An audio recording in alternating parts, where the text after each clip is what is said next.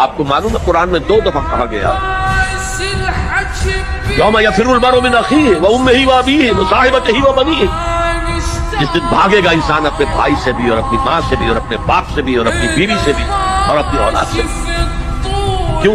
نفسی نفسی نفسی نفسی نفسی نفسی، میری اولاد کو جھونک دو، میرے ماں باپ کو جھونک دو، میری بیوی کو جھونک دو، بیوی کہے گی میرے شوہر کو جھونک مجھے۔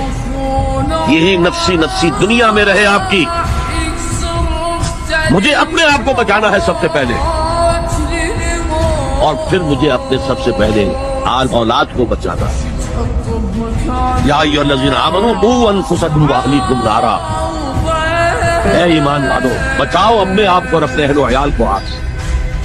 یہ کام ہے آپ کریں اور سمجھ لیں، نہ بیٹا کام آئے گا، نہ جورو کام آئے گی، نہ باپ کام آئے گا، نہ ماں کام آئے گا، تمہارا اپنا عمل۔